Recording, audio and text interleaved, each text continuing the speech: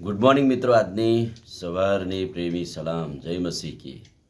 આપણે પ્રકટીકરણના પુસ્તકના 19મા અધ્યાયના કેટલાક વચનો જોતા આવ્યા છે અને જે પ્રકટીકરણ 19:3 ફરીથી કહે છે કે હાલેલુયા, અને તેનો ધુમાડો સદા સર્વકાળ ઉપર ચડે છે.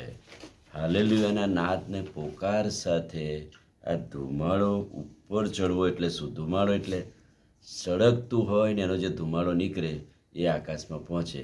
તો પૃથ્વી પર સંતોની પ્રાર્થનાની ધૂપ ઉપર ચડે છે. એ અર્થમાં અલંકારિક ભાષામાં આ શબ્દ વાપરવામાં આવેલો છે. એટલે કે જ્યારે સ્વર્ગમાં ફરીથી હાલેલુયા શબ્દ કહેવામાં આવ્યો અને એમ કહેવામાં આવ્યું કે હાલેલુયા, ત્યારે કહે છે કે તેનો ધુમાડો સદા સર્વકાળ ઉપર ચડે છે. ત્યારે એ ટાઈમે 24 વડીલોએ અને 4 પ્રાણીઓએ પ્રણામ કરીને રાજ્યસન પર બેઠેલાની આરાધના કરી અને કહ્યું, આમીન, હાલેલુયા. પાછું હાલેલુયા શબ્દ ઈશ્વરની સ્તુતિ કરતા શરૂઆત હાલેલુયાથી, અંત પણ હાલેલુયાથી. આમીન એ પ્રમાણે થાવ, સંપૂર્ણ થાવ, પૂરું થાવ.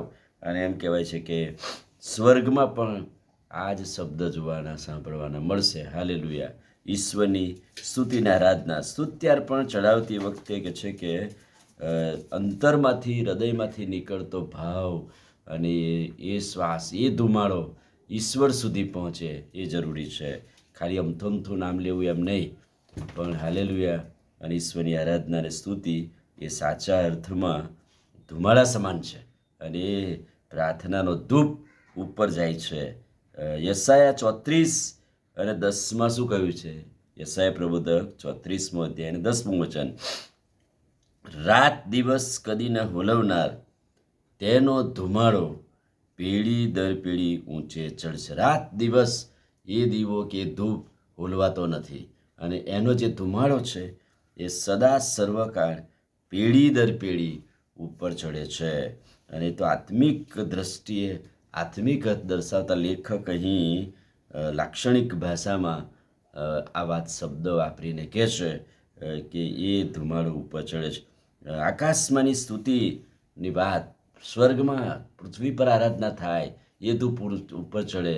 24 વડીલો અને કહે છે કે એ 4 પ્રાણીઓની વાત કે જેઓ ઈશ્વરી આરાધના, ભજન, સ્તુતિ કરે અને પ્રભુનો મહિમા પ્રગટ કરે. એટલાના માટે કહે છે કે સમસ્ત મંડળીનો સૂર એ જ હોય અને સમસ્ત મંડળી એ ઈશ્વરની આરાધનામાં જોડાય, પ્રભુના ભજનમાં જોડાય અને એ ધૂપ ઉપર ચડે. સર્વશક્તિમાન પ્રભુ આપણો ઈશ્વર છે, એ રાજ કરે છે, એ સદા સર્વકાળ છે અને તેને મહિમા આપીએ.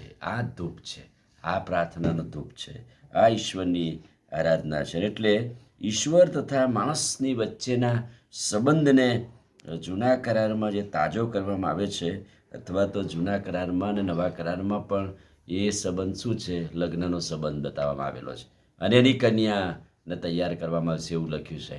તો જૂના કરારમાં હોશિયા 2:19-20, હું તારી સાથે મારું વ્યભિચાર કરીશ, હું નેકીથી, ન્યાયથી, રેમ નજરથી અને આ કૃપાથી મારી સાથે તારું વ્યભિચાર કરીશ. એટલે પ્રભુ અને મંડળી એ પેલી વરકન્યા જેવો સંબંધ છે.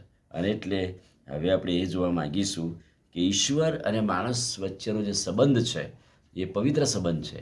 જેમ વરકન્યાનો સંબંધ છે એવું. ને પ્રભુ પોતે જૂના કરારમાં કહે છે કે હું તારી સાથે મારું વ્યભિચાર કરીશ. અને હવે એ વાત કન્યા, પ્રેક્ટિકલની અંદર કન્યા અને વરની વાત, કન્યા અને ઈસુ ખ્રિસ્તની વચ્ચેની વાત આપણે જોઈશું. આમીન. પ્રાર્થના કરીએ. વાલા પ્રભુ, આજની તમારી કૃપા, દયા, ભલાઈ, નવા દિવસની ભેટ માટે આભાર. અમારા સ્તુત્યાર્પણો એ ધૂપ સમાન છે અને અમે જ્યારે જ્યારે પણ આરાધના કરીએ, હાલેલુયા કહીએ, ત્યારે પ્રભુ એ અમારો શ્વાસ અને ધૂપ ઊંચે ચડે છે અને તમારો મહિમા થાય છે. ધન્ય સ્વામી પ્રભુ ઈસુના નામમાં માંગીએ છીએ, સાંભળો ને માન્ય કરો. આમીન. God bless you.